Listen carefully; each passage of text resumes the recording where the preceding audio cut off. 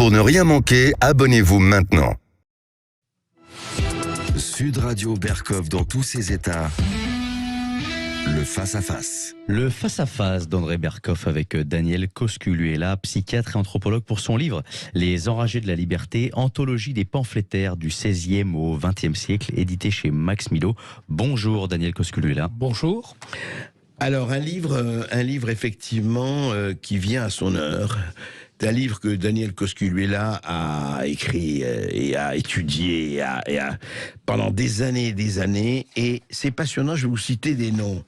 Certains, je ne les connaissais même pas. Je suis sûr que la moitié d'entre eux, vous ne les connaissez pas. C'est pour ça que ça va être formidable de les découvrir.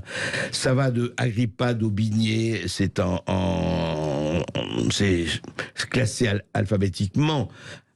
Zodaxa, Auguste Blanqui, Léon Blois, qu'on connaît un peu mieux, Paul-Louis Courrier, Georges Darien, le voleur, magnifique bouquin, Jean Fréron, Urbain Goyer, Félicien de Lamennais, Mirabeau, le grand Mirabeau, mais aussi Octave Pirgot, Pirot, Pouget, Henri de Rochefort, Laurent Taillade, Séverine, Théophile de Viau, du XVIe au XXe siècle. Une extraordinaire dégénération de pamphlétaires, de satiristes se sont succédés. Et ce livre fait cette anthologie, une des premières du genre, sinon la première du genre, Les enragés de la liberté. Daniel Cosculluela, au fond, comment vous avez fait pour réexhumer tous ces gens qui ont non seulement la liberté à la bouche et dans la tête, mais le talent de plume aussi? Je crois que c'est le hasard qui, dans un premier temps, m'a amené à les rencontrer au travers des livres que je pouvais posséder ou que je découvrais dans les librairies anciennes, sur les salons du livre, etc. Je découvrais des livres qui étaient anciens et je me demandais si finalement ils avaient été réédités. Et j'ai découvert progressivement que jamais ils n'avaient été réédités. Et je me suis dit, mais crédiou, cette culture qui est la nôtre, qui est notre histoire, qui est notre identité, pardon, je reviens à ce que vous disiez tout à l'heure, André Berkov, à notre génétique. En fait, c'était notre identité dont il était question là, et qui s'effaçait.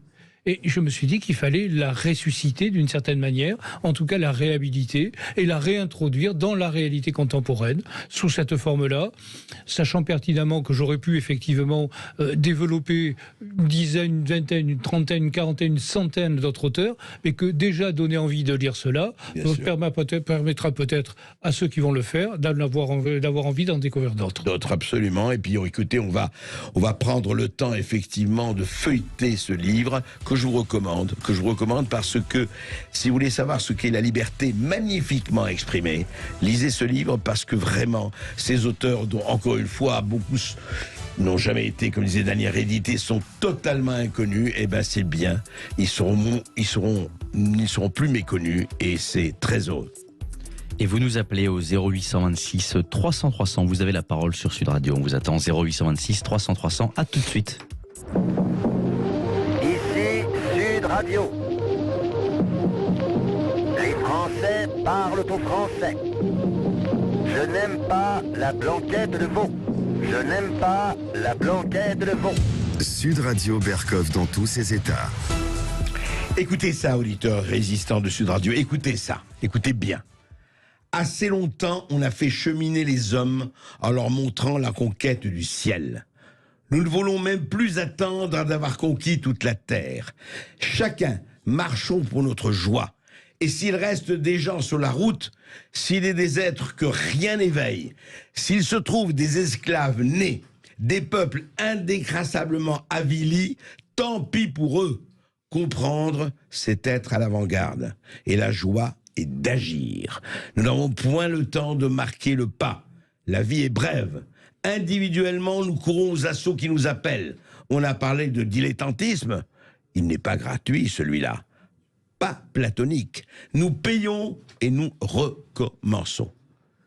Ce texte, à votre avis, il a été écrit quand? Aujourd'hui? Hier? Par les 68 arts? Par les surréalistes? Par les situationnistes? Par les révolutionnaires? Pas du tout. Par Zodaxa, né en 1864, est mort en 1930, le mousquetaire de l'anarchie, et il est dans le livre de Daniel Cosculluela. Est-ce que c'est ça qui les unit au fond, Daniel? Oui, et je vous invite d'ailleurs à lire à propos de Zodaxa son ouvrage magnifique qui s'appelle De Mazas à Jérusalem, dans lequel il raconte sa vie de prison en prison, puisqu'il a toujours fui la réalité de l'exploitation, la réalité de la soumission, et que la sanction qui lui a été infligée a toujours été la même, l'incarcération. Alors, est-ce que ce qui unit tous les pamphlétaires, c'est différent? Ce sont deux choses. D'abord, ils ont deux caractéristiques communes. D'abord, ils se posent des questions que d'autres ne se posent pas sur la réalité à laquelle ils sont confrontés. Et ils se les posent avec une intensité intellectuelle particulièrement développée. Et la seconde, ils donnent à cette intensité intellectuelle une forme exceptionnelle.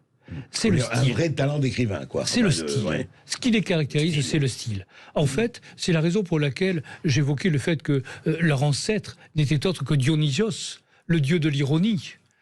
Ils sont des dieux de l'écriture, contrairement à ceux qui sont simplement des... je ne sais trop comment dire, des petits valets de l'écriture. Des tâcherons. Des tâcherons, enfin, voilà, c'est ça. Donc ce qui les caractérise, c'est ça. Mais le véritable pamphlet, on va dire qu'il naît... alors, on va citer quand même le premier pamphlétaire le plus célèbre, celui qui devrait être le plus célèbre, c'est Rabelais. Peu de gens savent que Rabelais était un pamphlétaire, et peu de gens ont lu Rabelais comme tel. Par contre, le pamphlet authentique apparaît à quelle époque? Il apparaît à l'époque des encyclopédistes. Il apparaît... siècle, vous voulez dire? 18e. 16e, oui, pardon. 16e, bien sûr. 16e, il apparaît avec Rousseau, il apparaît avec Voltaire, il apparaît avec... Voltaire, c'est 18e. 18e. Oui. Mais il était anticipé, mais il apparaît véritablement au sens où il se cristallise à cette époque-là, et notamment au travers de deux ouvrages d'un monsieur qui s'appelle Gilbert, que personne ne connaît. L'un s'appelle Mon Apologie et le XVIIIe siècle, complètement oublié, et qui témoigne de la décomposition d'une époque. Attendez, avant ça, parce que on n'a pas assez creusé ça. Vous dites, il se pose des questions, beaucoup ne se posent pas. Mais moi, je voudrais vous demander de préciser, est-ce que la réalité qu'ils vivent, chacun de leur côté, bien sûr, chacun, il y a 40 personnes et 40 vies et 40 cas, mais est-ce qu'ils ne supportent pas la réalité qu'ils vivent? Ils ne supportent pas l'autorité, ils ne supportent pas l'hierarchie, ils ne supportent pas les mœurs. Qu'est-ce qui les fait réagir? La révolte, l'instinct de révolte. L'instinct de révolte, alors contre ceux qui les affectent eux, mais contre ceux qui affectent le peuple. Parce que tous, quel que soit le bord idéologique auquel ils appartiennent, finalement seront un titre ou un autre, sous une forme ou une autre, les défenseurs du peuple. Ah oui, vraiment? Tous. Même s'ils sont eux-mêmes nobles ou gentilshommes, etc. Absolument. Et ils postuleront une sorte de démocratie tout en étant partisans de la monarchie. Ce qui est le cas de Rivarol, par exemple. Ouais. Ce qui est tout à fait paradoxal. En fait, vous dites qu'ils défendent vraiment les petites gens, parce que, vous voyez, Zodaxa, c'est intéressant, il dit, il y a des peuples avilis, tant pis, qu'est-ce qu'on peut faire pour eux? Et qui sont, je dirais, qu'on ne peut pas peut-être reprendre. Est-ce que c'est... Non, voilà. Est-ce que ce sont des individualistes ou en fait, par essence, ils ne peuvent pas, ou ils se sont mis dans des partis, ils se sont mis dans des formations, ils ont suivi des mouvements? Alors, ils ont effectivement suivi des partis, des mouvements, mais ils se sont surtout retrouvés les uns et les autres. Et au XIXe siècle notamment, qui a été l'Assomption et l'apocalypse de la satire et du pamphlet, ils se sont retrouvés dans les cabarets et ils se sont retrouvés à Montmartre, où tous se rencontraient, tous échangeaient, tous écrivaient en commun. Il faut savoir qu'à cette époque-là, il y avait 200 journaux. 200 journaux. Mais à l'époque, il faut savoir également que ces journaux existaient et se développaient parfois de manière assez intense pour une raison fort simple, c'est qu'ils étaient créés par les journalistes et ils n'étaient pas créés par des propriétaires, des patrons qui payaient. Les journalistes faisaient leurs journaux. Absolument. Ouais. Et ils étaient indépendants. Mais quand les journaux étaient achetés et que les journalistes ne satisfaisaient plus les attentes de leurs employeurs ou de leurs propriétaires, ils étaient virés et ils créaient d'autres journaux. Et c'est ainsi que l'on est passé de l'un à l'autre. Et il y avait une prolifération donc de plumes, de journaux, et chacun pouvait trouver sa structure d'accueil ou son accueil. C'est cela. Et en fonction aussi des sympathies qu'il instaurait avec tel ou tel. Léon Daudet dit par exemple ce siècle, il parle du 19e. Il a dit au demeurant qu'il était stupide, puisqu'il a écrit le stupide 19e siècle. Et celui de l'efflorescence, dit-il, de tous les styles littéraires et de l'esprit de révolte porté jusqu'à l'incandescence. Je crois que c'est ça qui caractérise ces gens-là.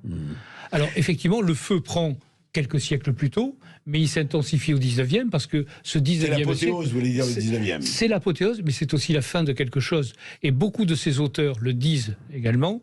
Ils disent, Zodaxa parmi eux, mais d'autres également, que le début du 20e siècle, et la guerre de 14 notamment, c'est la première guerre civile européenne, c'est la fin d'une civilisation.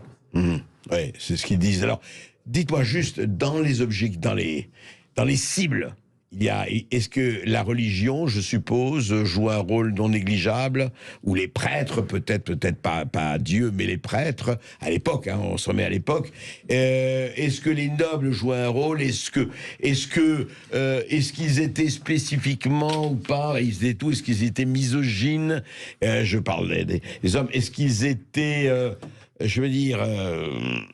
est-ce qu'ils étaient parce que moi, ce qui me frappe dans votre livre, c'est qu'il y a des excès incroyables qu'aujourd'hui, on aurait peine à faire. Enfin, on aurait peine à faire peut-être pas dans les réseaux sociaux, mais en tout cas dans les publications, c'est clair, ça ne passerait pas comme ça. Est-ce que c'est ça, vous voyez, par exemple, regardez, je vous donne un truc... je vous lis, hein, et ça va pas être d'aujourd'hui. Citoyens, on vous trompe. Alors, je ne dirai pas tout de suite qui, mais vous nous direz vous-même. Ah, ben c'est toujours Zodaxa. Alors, toujours Zodaxa. Non, alors on va changer de... Mais quelles sont les cibles, Daniel? Alors, les cibles, ce sont les ridicules du temps, les autorités et leur cortège d'injustice et d'abus. Tout simplement, à toutes les époques et sous toutes les formes. D'accord. Voilà. Et ceci, dès le Moyen-Âge.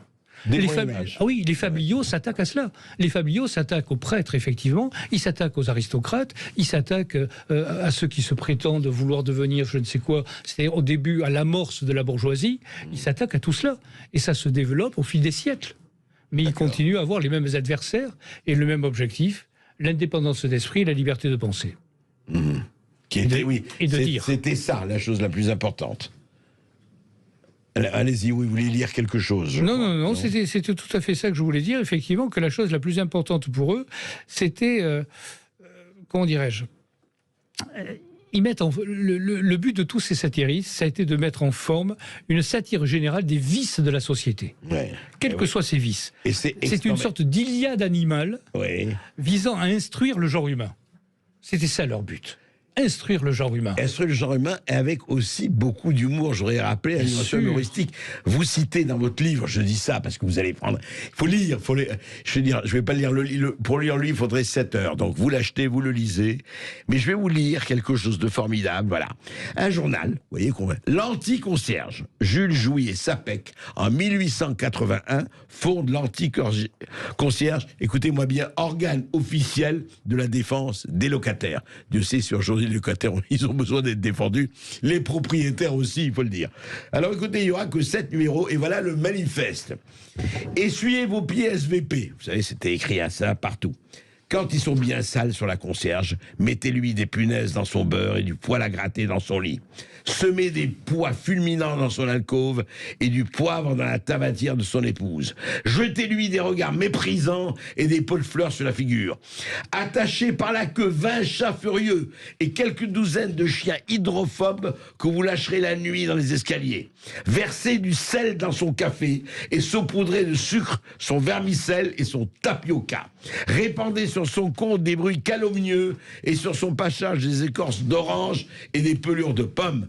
Enfin, faites-lui toutes les misères que votre indignation de locataire opprimé peut vous suggérer. Mais quel programme, dites-moi, quel programme?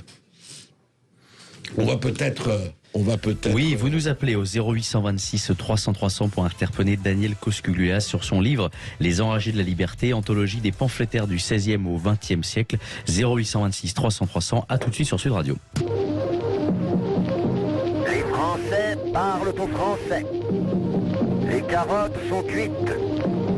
Les carottes sont cuites. Sud Radio Berkov dans tous ses états. Mais ceux qui étaient dans tous leurs états, ce sont justement ces pamphlétaires incroyables dont parle et sur lesquels écrit Daniel Cosculias dans ses Enragés de la Liberté. C'était les vrais enragés de la liberté, tous ces gens-là. Et il y a eu, alors ça a continué longtemps, mais parlons peut-être d'un des plus connus, Aristide Bruand, né en 1851, mort en 1925. Le grand Bruand. Eh bien, je vais vous démentir. Je vais citer Gaston Coutet, que l'on connaît moins encore que Bruand. Et pour une raison très simple, c'est qu'il a écrit une belle chanson que tout le monde connaît. Pardon, tout le monde connaît la musique, puisque la musique de la chanson en question, c'est la Marseillaise. Et il écrit « La rue des pôles populaires jeta l'ancien régime à bas. En un jour de juste colère, le peuple n'en profita pas. Bis, le peuple n'en profita pas. Et sous notre ère tricolore, le règne odieux des bourgeois a remplacé celui des rois. Notre servage dure encore. Courage, travailleurs, en un noir bataillon, marchons, marchons, elle viendra notre révolution. » Ces gens-là viennent, camarades, sous notre nez exécuter leurs hypocrites mascarades, en l'honneur de la liberté, en l'honneur de la liberté. Mais tandis que les lampions brillent, Hervé s'endort à la santé. Pour étouffer la vérité, ils ont refait notre Bastille. Ils n'ont que ces mots dans la bouche, le progrès et l'humanité. Mais si de sa tombe farouche, Aernou pouvait ressusciter, il l'avait zigouillé, car pour refaire la nature de nos garçons au front trop fiers, à Biribi, lugubre enfer, ils ont rétabli la torture. C'est le bagne. Le bagne militaire, n'est-ce pas? Ils parlent aussi de justice en évoquant 89, mais ils ont laissé leur police couper la tête à Liabeuf. Et Briand, valet de nos maîtres, a pour nous des airs insultants. Il sait bien qu'on n'est plus au temps où l'on guillotinait les traîtres. Mais ça changera, camarades. Au vaillant peuple du faubourg qui fit jadis des barricades, tu te lèveras un beau jour. Et ce jour, nos cœurs seront aisés en vous retrouvant avec nous, petits soldats, petits piou-piou, dignes fils des gardes françaises. Oui, c'est anarchiste révolutionnaire, les barricades, toute une tradition. Mais et c'est le journal auquel il collaborait et dans lequel est éditée justement cette chanson. Ça s'appelait La Barricade. Sur l'air de la Marseillaise. Créée par Victor Méric, dont je ne parle pas, mais qui est un historien du pamphlet remarquable. Et alors parlons quand même un peu de Bruand et de Montmartre, puisque vous dites que Montmartre était l'un des lieux géométriques de la subversion pamphlétaire. Bruand est celui qui a réuni tout le monde, d'une certaine manière, à Montmartre. Il a réuni tout le monde. Il faut savoir quand même que les dernières chansons qui ont été écrites par les gens qui fréquentaient ce lieu l'ont été par Mistinguett. Ah ouais. Oui, absolument. Oui, parce que c'était toute la faune et la flore qui étaient absolument. Là. Ouais. Mais Bruand, si vous voulez, je peux lire un texte qui correspond. Très rapide. Si j'étais votre député, oui, qu'on se le dise, j'ajouterais l'humanité aux 3 mots de votre devise. Au lieu de parler tous les jours pour la République ou l'Empire, de faire un leur discours pour ne rien dire, je parlerai des petits fieux, des filles mères, des pauvres vieux qui l'hiver gèlent dans la ville. Ils auraient chaud comme en été si j'étais nommé député à Belleville. Mmh. Voilà, et il écrit il a écrit de sublimes chansons, enfin Bruand quand même. Et absolument. Ça s'appelle le comité d'initiative. Ouais. C'était dans l'esprit, effectivement, de ce groupe qui avait été créé pour les pauvres gens qui habitaient des maisons complètement désertifiées, abandonnées, ruinées, etc. etc. Oui, des maisons sans chauffage, sans rien, etc. Sans eau. Fait.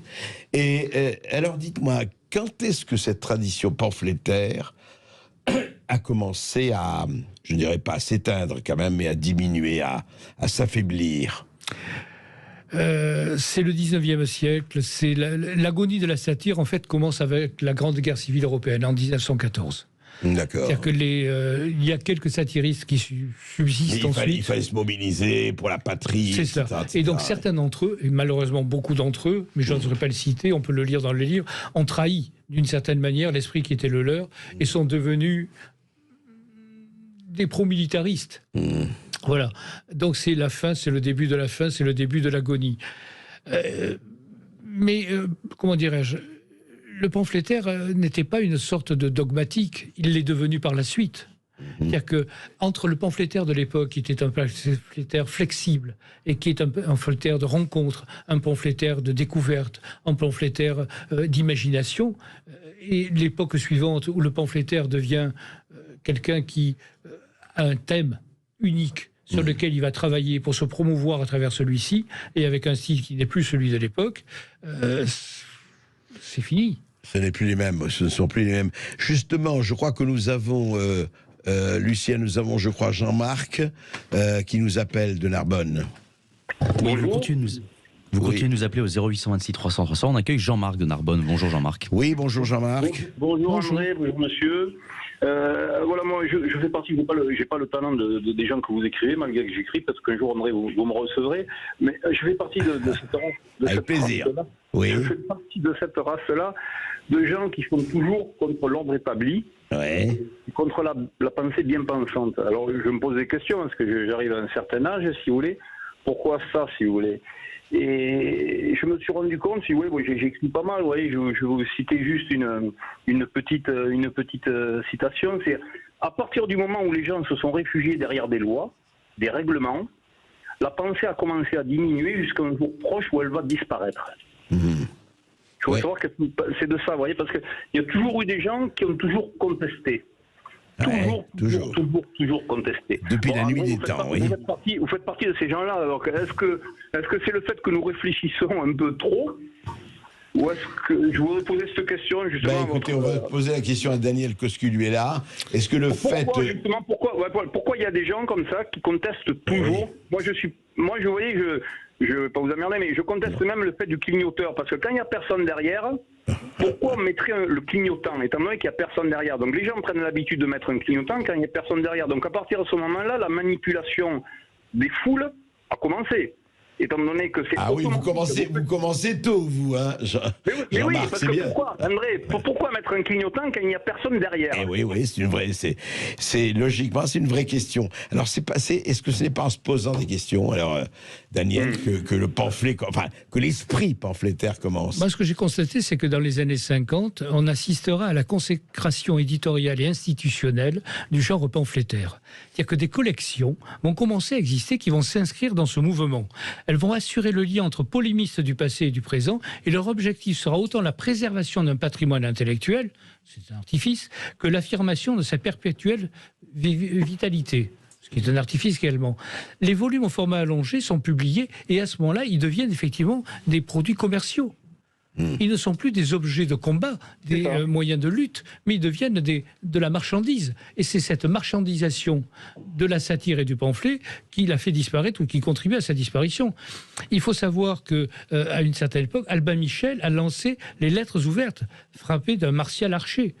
Et il faut savoir également que quelque temps après, il y a eu un prix du pamphlet, fondé en 2006, doté de 10 000 € pour celui qui le gagnerait.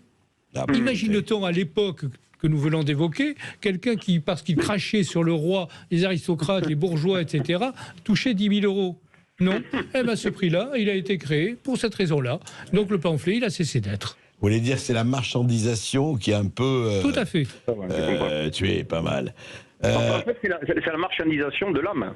Ben oui, ça fait partie. Les deux vont de pair. Cela dit, moi je serais moins pessimiste que vous deux, mais que Daniel. Je pense que même avec tout cela, les pamphlétaires existent et existeront encore sous des manières différentes. Et je pense, et je vais vous dire, je vais peut-être vous étonner, que dans les réseaux sociaux, il n'y a pas que quelques insultes par-ci par-là. Il y a des textes formidables, des textes pamphlétaires. J'en ai lu, j'en ai découvert, et pas moi seulement. Et qui vont assez loin. Après, il y a évidemment tout le reste. Vous savez, c'est le bon grain et livré, comme on sait. Ouais, mais est-ce que le petit bien ne fait pas beaucoup de mal dans les réseaux sociaux? Est-ce que le petit bien que vous recevez pas encore plus de mal? Et est-ce que les gens peuvent faire la part des choses? J'en suis pas certain du tout. Bah écoutez, si les gens ne font plus la part des choses, c'est plus la peine même que vous écriviez, mon cher Jean-Marc. Arrêtez tout, et on ira tous se coucher, et on verra à ce moment-là, et ça fera le plus grand plaisir aux ceux qui ont le vrai pouvoir, comme vous le savez. Vous avez raison, vous êtes un perpétuel optimiste. Je vous adore, André. Tout à fait. Merci Jean-Marc. Merci à vous. Merci beaucoup. Merci. Moi, je voudrais faire un petit commentaire. Parce qu'autrefois, j'évoque ce que va dire Jean-Marc, d'une certaine manière. Auparavant, un conflit entre offenseur et offensé, comment se réglait-il? Il se réglait par un duel. Et aujourd'hui, comment se règle-t-il? Par un procès, où l'on paie un avocat pour se défendre et dire « Oh, j'ai été victime d'une agression verbale, c'est intolérable ». Vous voudriez rétablir le duel à l'épée ou au mousqueton? Oui, ou le coup de poing sur la gueule. Ou le coup de poing sur la... Oh ben ça, l'un n'empêche pas l'autre. Mais je vais vous dire, on est devenu quand même... Moi, je ne serai pas pour le retour de cela, je serai en revanche pour que... Pour la liberté. Totalement, non, mais l'insulte verbale, oui. Pas l'appel à la haine, pas l'appel au meurtre. Tout à fait. Voilà, c'est quand même, il faut vraiment faire la différence entre les deux, et ça me paraît fondamental, cela. Je voudrais, non mais Daniel, pour revenir à ces gens-là étonnants, je voudrais qu'on parliez, par exemple, ce Jean Rictus, parce qu'il y en avait qui vivaient très pauvrement, très misérablement, et beaucoup d'entre eux, très franchement, étaient pas, je vois, dans votre livre, vous en parlez, ils étaient pas riches, c'était très, très, très difficile, enfin, de vivre, il faut le dire, je veux dire, c'est des choses, alors, le grand, moi j'adore ce type extraordinaire, André Chénier, magnifique André Chénier, le poète, etc. Voilà. Il dit, attendez, je vais vous dire par exemple, il dénonce les farceurs et bouffons de Tréteau, les chevaliers d'industrie, les déserteurs, les hommes flétris par les décrets de prise de corps, repris de justice, condamnés comme voleurs réfractaires. C'est formidable. Et puis dites-moi, il y a une chose quand même, on ne dit pas, ils avaient toutes les professions. Il n'y avait pas que des il n'y avait pas d'universitaires. Il n'y avait pas d'universitaires, non, du tout. C'était des gens qui exerçaient effectivement toutes les professions. Certains ont été ouvriers dans des usines, d'autres ont été employés dans des mairies, pour certains d'entre eux. D'autres ont été commis de ceci ou de cela. D'autres ont été artisans. Enfin, tous avaient des activités qui en sus. Ils avaient un métier, quoi. Ils avaient un métier. Et ce n'est que quand la promotion journalistique qu'ils mettaient en avant leur réussissait, leur permettait d'échapper à ce métier, qu'ils s'en défaisaient. Ah, d'accord. Mais en même temps, oui, il y avait de tout. Il y avait même des artisans. Il y avait même des artisans, bien sûr. Ah, ouais. Oui, Proudhon lui-même a été paysan pendant des années. Ouais, c'est intéressant de rappeler ça. C'était pas des intellectuels organiques. Non, donc il savait de quoi il parlait aussi quand il défendait le peuple. Mmh. Ouais, c'est ça. Ce qui paraît quand même très, très intéressant, quoi. Ouais, absolument. Je voudrais juste lire, alors, parce qu'il y a vraiment des choses qui sont absolument magnifiques. Je voudrais lire, attendez, je cherche sur Fréron, par exemple. Fréron, magnifique, Fréron, il dit... mais Voltaire, vous n'avez pas voulu... Pourquoi n'avez pas pu les grands, les Voltaire, les Diderot, les grands Picador? Parce que les concernant, des choses ont été écrites. Et que je ne voulais pas revenir sur ce qui avait été écrit pour en faire simplement un résumé. Oui. Donc je préférais innover d'une certaine manière. On se retrouve tout de suite après cette rapide page de pub. Vous nous appelez au 0826 300 300 pour participer à l'émission. À tout de suite sur Sud Radio. La blanquette de veau. Je n'aime pas la blanquette de veau. Sud Radio Berkov dans tous ses états. Les enragés de la liberté. Et vous savez très bien à quel point nous en avons besoin d'enragés de la liberté. Il n'y a pas que ça, bien sûr. Je dirais un plat avec trop de sel, peut-être ce ne serait pas l'idéal.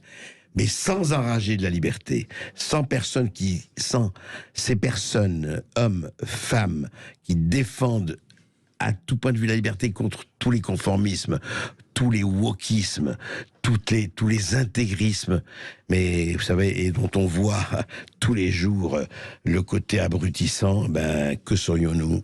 Où serions-nous? Alors, vous vouliez nous parler de Piron, Daniel Cosculier. Je voulais parler de Piron parce que c'est un écho à ce que nous venons de dire sur l'activité qui fut celle de ces pamphlétaires. Alors, le père de Piron était apothicaire et sa mère, la fille du sculpteur Jean Dubois. Donc c'était quelqu'un qui avait une histoire, etc. Et le père était un poète qui avait écrit des Noëls en patois et rivalisé avec la Monnoye, cette grande poète en la matière. Alors, il fait des études de droit à Besançon. Il s'inscrit au barreau de Dijon. Mais la ruine de son père l'écarte de sa profession. Et à ce moment-là, que fait-il? Il devient tour à tour poète, chansonnier, gogotier et dramaturge.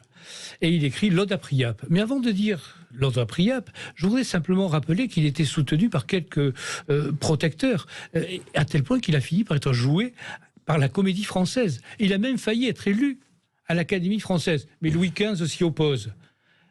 Tant il est choqué, je vais vous le lire après, ce qui ne manque pas de sel, si j'ose dire, par l'Ode à Priape. En dédommagement, ses partisans lui obtiennent une bourse, de qui? De Madame de Pompadour. Ah, c'est joli ça. Voilà. Madame de Pompadour en mécène. Alors, cette ode appréciable, j'espère qu'elle est écoutable. Vous n'avez pas nous attirer les foudres de la censure encore. Allez-y. Foutre des 9 garces du Pinde, foutre de l'amant de Daphné, dont le flasque vite ne se guinde qu'à force d'être patiné. C'est toi que j'invoque à mon aide, toi qui dans les cons d'un vite raide lance le foutre à gros bouillon. Priape, soutiens mon haleine, et pour un moment dans ma veine, porte le feu de tes couillons. Ça, c'est une bonne petite chanson paillarde. C'est gentil, ça. Non, moi, je vais vous dire, moi, je vais aller beaucoup plus loin et beaucoup plus intéressant. C'est Urbain Goyer, que vous citez dans votre livre. Oui. Urbain Goyer, c'est magnifique. Alors, lui, c'est formidable. Il est né en 1862, il est mort en 1951. Vous voyez, il est le XXe siècle. Mais c'est très intéressant parce qu'il dit ceci, écoutez-moi. Et ça parle à tout le monde. Vous voulez vivre? Vivre, c'est agir. Et l'or est un puissant levier. L'or, l'apostrophe OR, bien sûr. La misère aussi qui donne l'indépendance. Il est fort, l'homme qui dispose de quelques millions. Mais il est redoutable, l'homme qui n'a pas de besoin, qui n'a pas de lien, qui n'a pas de crainte, et qui garde une âme ferme, une pensée lucide, l'œil juste et la main prompte. Et il ajoute, on lui dit, mais alors dites-moi, alors il a été Dreyfusard, hein, il s'est battu pour Dreyfus, il a rejoint l'aurore de Clémenceau, il a fait, c'est lui qui a signé la célèbre affiche rouge, vous savez, les affiches rouges, justement les étrangers qui se sont battus, qui sont morts pour la France. Hein. Ce qui lui vaudra d'être traduit en cour d'assises et condamné à la prison. Voilà, par le régime de Pétain, il faut le rappeler, absolument. Et alors on lui dit, à un moment donné, on lui dit, mais vous êtes de droite ou vous êtes de gauche? Et c'est là où il a une phrase extraordinaire, je le cite, il dit, je n'ai pas changé. Ce sont mes voisins qui ont changé, car les hommes changent à mesure qu'ils approchent du pouvoir. Eh oui. N'ayant point de coterie, n'ayant avec personne une communauté de calcul et d'intérêt, je me suis trouvé simplement le compagnon de ceux qui, à tel ou tel moment, soutenaient les idées que j'ai toujours soutenues. En fait, je n'ai jamais obéi qu'à la logique et à la passion de la justice, qui sont étrangères ou même odieuses à tous les partis. Et il ajoute... Et moi, je me retrouve, je me reconnais mot pour mot dans ce que dit là Monsieur Goyer. Et il ajoute, alors là, ce n'est pas mon cas, mais c'est son cas à lui, c'est très joli. J'ai été un homme du 19e siècle qui animait le culte de la liberté, d'abord de la liberté individuelle. Je ne puis m'adapter aux mœurs et aux aspirations grégaires du siècle nouveau. Entre l'âme généreuse du 19e siècle et l'âme brutale du siècle, il y a un abîme. Comme quoi... Mais il a écrit également, en conclusion de cela, « Liberté, liberté chérie, pauvre vieille, combat avec tes défenseurs, où diable sont-ils passés ?» Eh ben voilà, c'est la question que tout le monde peut se poser. Et c'est pour ça qu'il faut toujours se ressourcer. Vous voyez, se ressourcer dans un livre comme Les Enragés de la Liberté. Lire aussi, parce que moi, pas que je ne suis pas spécialement optimiste. Enfin, le talent n'a pas du tout disparu avec le XXe siècle. Ce n'est pas vrai. Et il y a eu de très grands pamphlétaires. Il y a toujours des grands pamphlétaires. Et moi, je citerai Henri Janson, qui est un immense pamphlétaire. Je citerai Jean Galtier-Boissière. Je citerai, enfin évidemment vous en parlez dans votre livre, Léon Bloy et tout cela, mais je citerai aussi Bernanos, le Bernanos de la France contre les robots, que je vous invite vraiment à lire et à relire. Encore une fois, prenez le temps de lire. Fermez ce que vous n'avez pas besoin d'écouter, perdez pas votre temps, lisez. Nous, on vous renvoie toujours à ça. Et une dernière chose, Bernard Charbonneau et Jacques Ellul. Jacques Ellul, qui était prof de l'université de Bordeaux, magnifique, et qui se sont battus contre la déformation de la côte aquitaine pour la préservation de la nature dont il est question aujourd'hui. Mais on les a oubliés alors qu'ils ont commencé par mener le combat. Bien sûr, et il y en a beaucoup d'autres qui ont été oubliés, mais c'est pour ça qu'il faut les rééditer, les éditer, et puis les écouter. C'est pour ça qu'il y a aussi de l'audiovisuel là-dessus. Et allez et cherchez, que ce soit dans les réseaux, dans les livres, dans les bibliothèques ou ailleurs, cherchez des gens qui vous donnent l'envie d'agir et l'envie d'être libre. C'est fondamental. N'oubliez pas que nous sommes dans une époque où un certain nombre de gens, hélas, il y en a beaucoup, mais heureusement, il y en a beaucoup aussi qui se réveillent et qui s'éveillent en permanence. Eh bien, Ces gens-là, nous en avons besoin. Vous savez, c'est l'oxygène. Hein. Bientôt, on va taxer l'oxygène et on cherche à taxer la liberté, mais ça va être de plus en plus difficile. Et encore une fois, je répète et je dirais, n'oubliez jamais que la liberté ne s'use que si l'on ne s'en sert pas. Et on a le temps de recevoir un dernier auditeur, Philippe de Caen. Bonjour Philippe, qu'est-ce que vous souhaitez nous dire? Bonjour Philippe. Oui, bonjour André, bonjour monsieur Cosculia. Bonjour. Cosculia, excusez-moi.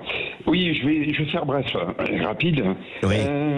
J'aimerais savoir si éventuellement, je l'ai pris votre émission en cours, hein. Oui. Je pensais moi à des pamphlétaires, mais je pensais aussi à des gens que tout le monde a connus, hein. Charlie Hebdo, le professeur Choron.